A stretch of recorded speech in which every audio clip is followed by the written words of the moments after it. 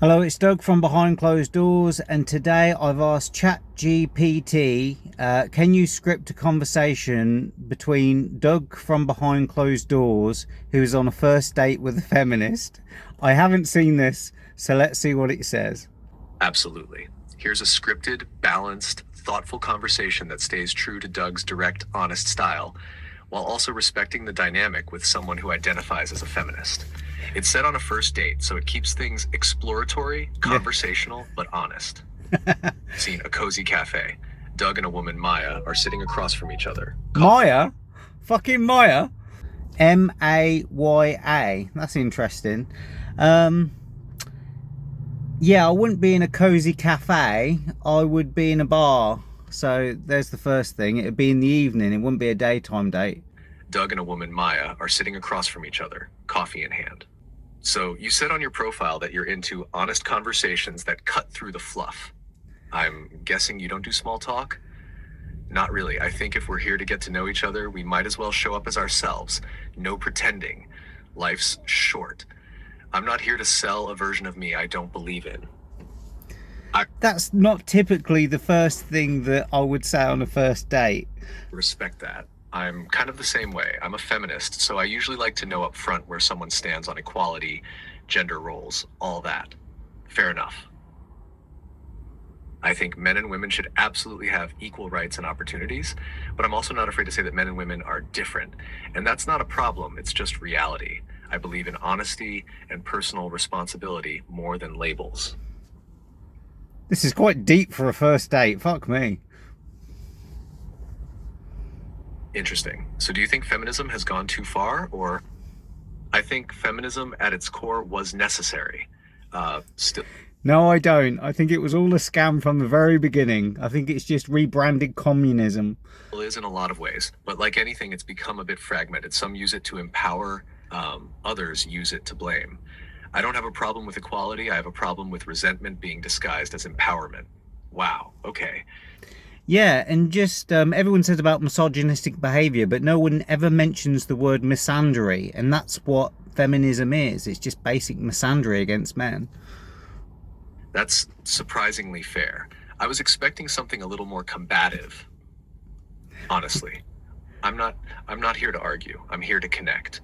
If we disagree, that's fine. That's fine. As long Yeah, that's true. I don't try and argue with anyone. I just want to be able to have my point of view, and the liberal people tend to argue with me. Like, they're the ones that have a problem with my worldview. I don't really have a problem with theirs. as it's real. You don't have to think like me, but I'm not going to pretend just to keep things comfortable. You're very grounded. I'm not used to that. Most guys try to impress me with some performance. You're just saying what you mean. I've lived long enough to know that pretending to be someone else just ends in resentment. I have lived long enough. I'm a 40-year-old man. If we can't be real on day one, there's no point in a day two. So what are you looking for? Someone honest, emotionally present, who knows who they are. I don't I say honesty, trustworthiness, and respect. Yeah, so that's what I'd say. need perfect, just real. What about you? Honestly, someone who listens. Someone who doesn't get intimidated if I challenge them. I want partnership, not power plays. Good, because I don't do power plays. Who the fuck is saying that now? I've lost track of everything. Oh, so I'm saying good because I don't do power plays. That's true. I do. Honestly, someone who listens. Someone who doesn't get intimidated if I challenge them. I want partnership, not power plays. Good, because I don't do power plays.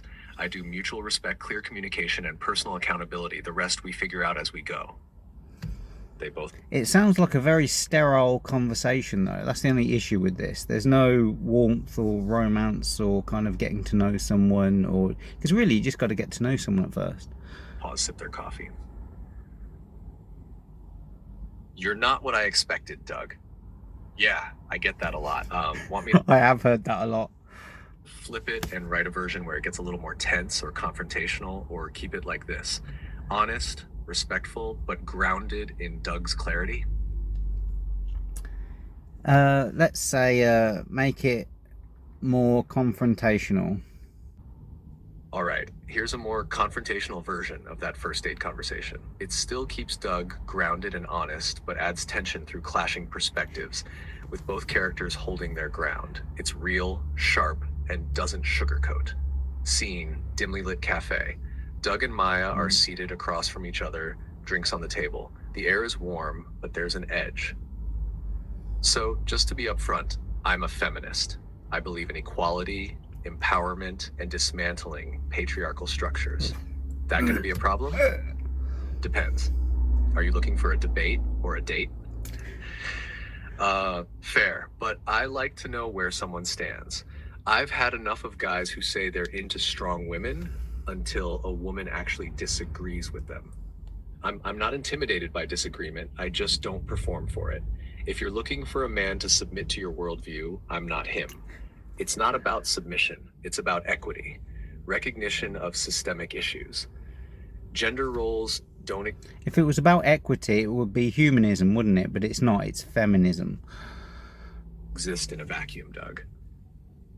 I don't disagree that systems exist, but I don't live my life blaming them. I believe in personal agency. You can point at the world all day, or you can take responsibility for how you show up in it. That sounds a lot like just work harder and ignore the inequality, though. That's easy to say when you're not the one who's been systemically silenced.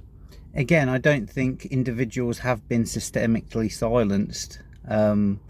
Like, I could say that men have been oppressed by being sent to war, but I personally haven't been sent to war, so what does it matter?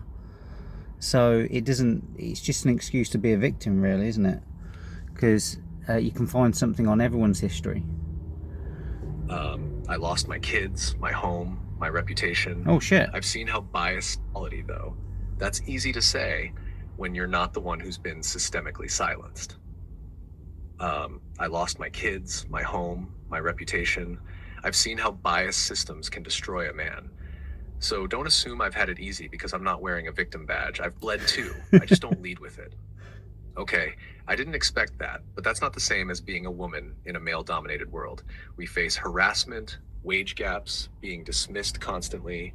Well, men face harassment as well, and the wage gap is more based on age as opposed to sex. If you look on the government website, it's based on if you're 16, if you're 17, if you're 18 years old, you get paid minimum wage differently.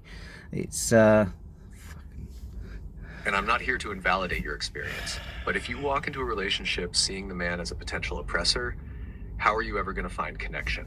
You can't love someone you fundamentally distrust. I don't distrust men, I distrust entitlement, and I don't tolerate fragility disguised as strength. Good, because I don't do fragile. I do honest, raw, real. I'm not here to win you over. I'm here to see if there's something real between us. But I won't walk on eggshells to prove I'm one of the good ones. And I won't water myself down to make a man comfortable. Perfect, then we're both here as we are. That's the only way anything worth building starts. Silence, a long pause. They look at each other, not smiling, but something flickers. Respect, maybe? Or curiosity? Want to push it disgust. further, like a real ideological clash? Or pull it back and land somewhere with more mutual understanding at the end? A real ideological clash. Fuck it. It's only hypothetical, don't worry about it. Oh, this is fun. All right, here's the full ideological clash. Tense, unfiltered, and with no tidy resolution. This version shows Doug and Maya standing firm in their beliefs, challenging each other without compromise. It's the kind of conversation that feels like it could either explode or crack something open.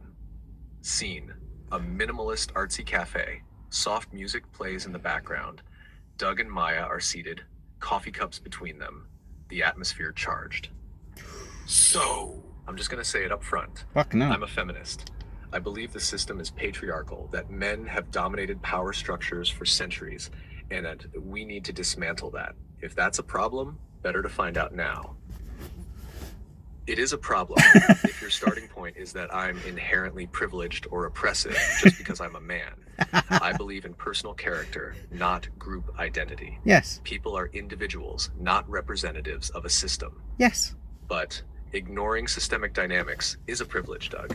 You get to see people as individuals because the system was built to work for people like you. No, for fuck's You're sake. assuming a lot about me.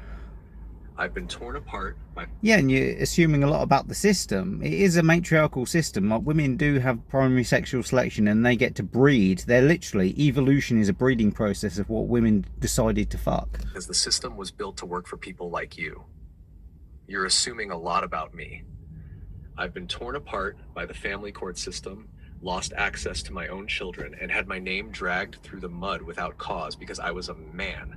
Is that the system working for me? That's tragic. But isolated pain doesn't erase collective injustice. Men still dominate politics, boardrooms, and media. You've had a... Politics, like, politics is run by women. I don't understand what he's saying. It's all female shit. Like, look at Nancy Pelosi or anywhere in the Houses of Parliament. It's always girls standing up and crying. personal loss. That doesn't disprove the system. And you're using selective metrics. You don't mention male suicide rates, workplace deaths, conscription, or how society still expects men to be disposable protectors and providers. You cherry pick where women are disadvantaged and ignore where men are. Because feminism already acknowledges those issues. We just don't center men in every conversation. Well, there's inequalities that exist for both men and women, for all, whether you want to divide it by sex or race or height or financial income or which country you're born into. Everything plays a factor, doesn't it? So it can either oppress you and you can be a victim, or it can liberate you and you can be a victor, depending on what story you decide to tell yourself.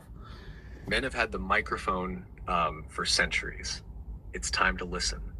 No, what you mean is that men should shut up unless they're parroting a narrative that fits your worldview. That's not equality, that's ideological submission. No, that's accountability. And the fact that you see it as submission says a lot. No, the fact that you frame disagreement as oppression says a lot. I'm not here to be re-educated. I've spent years pulling myself out of hell. I don't need to be told I'm still the problem. And I'm not here to soothe a man's wounded ego. If honesty triggers you, that's not on me. It's no, that's why it's honesty, trust, and respect, because you respect the fact that you have another human being in front of you. You just don't see them as an ideological format. Like, you see someone as an individual, because someone isn't a collective, are they? Like, say for example, let's say you're talking to the police. When you're talking to the police, you're not just talking to the police, because the police are like a legal entity. You're also talking to an individual that works for the police, so they're two separate things. So to conflate the two is to say that when you're talking to Dave, who works for the police, that you're actually talking to the police, but he doesn't represent all of the police, does he? Because people are individuals, they're not collectives. If truth means labeling half the population as oppressors by default, it's not honesty, it's ideology. And it's toxic. You want equality, but you're dripping in resentment. Yeah, it's toxic femininity. And I wouldn't say femininity, because I don't think femininity is toxic, unlike the feminists. I think feminism is just a destructive ideology, and it's a mind virus. And you want authenticity as long as no one challenges your worldview. You're not grounded, you're defensive. The silence hangs. It's not peaceful. It's a cold, pointed truce of opposing forces. This isn't going anywhere, is it? No. But at least it was honest.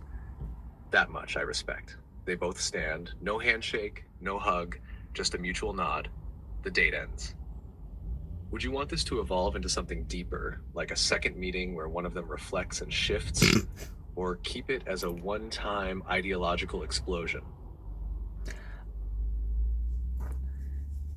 Let's say, oh, I've got an idea. Let's do the work. Right, so if I wanted to do it in a different way, whereby I'm not disagreeing, but I'm sort of dismantling her worldview, this is pretty much how I would do it. In this version, Doug doesn't fight Maya with ideology. He disarms her with inquiry. The conversation becomes less of a battle and more of a mirror. Still intense. So this is probably what I would do instead. But with a twist of clarity and presence. Scene, the same minimalist cafe. Doug and Maya have been debating. The tension is real, but Doug suddenly shifts gears, calmly, eyes steady. You keep dodging the point. The system favors men. You benefit from it whether you see it or not. Okay, let me ask you something. Just try this. Humor me for a second. Go on. That thought, Doug benefits from the system, is it true? Yes, obviously. Can you absolutely know it's true? 100%, no question. I mean, society does favor men in general. But we're not talking about men in general. We're here right now, you and me. So, can you absolutely know that I personally benefit from the system? Maybe not absolutely. What happens to you emotionally, mentally, when you believe that thought about me? I feel angry, defensive. I assume you're blind to my experience, like you're my opponent before I even know you. Exactly. That belief builds a wall between us before we've even had a real conversation. Okay, so what's the alternative? Who would you be in this moment without that story? Just for a second. No belief, no ideology, just two people. Honestly, I'd feel more curious, more open, less guarded. That's all I'm asking for. Not agreement, not silence, just honesty without the story. Because I'm not the system. I'm a human being sitting in front of you. Hurt, hopeful, flawed, and figuring it out, just like you. A long pause, her shoulders drop, something softens. That's actually powerful. Where did you learn that? Byron Katie. Her work saved my sanity when everything else collapsed. I don't fight thoughts anymore, I question them. Maybe I've been holding on to mine too tightly. We all do. That's what the mind does. It builds stories to survive. But sometimes the story becomes the prison. But now it's gentle. This might be the first date I've ever had where I question my beliefs more than the other person's behavior. Then maybe it wasn't a waste of time. They both smile. Not romantic yet, but real. Want to explore a follow-up scene where they meet again with a different energy? Or want to flip it where she turns the questions back on Doug? No, we'll leave it there. That's enough of a video for today.